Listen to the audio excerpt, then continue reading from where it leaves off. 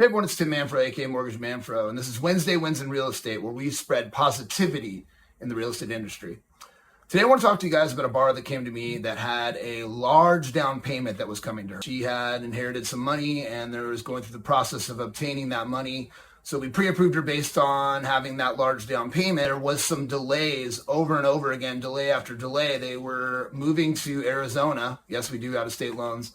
And they had to be there a certain date for work, and they kept getting delayed over and over again for the actual money that they needed for the down payment.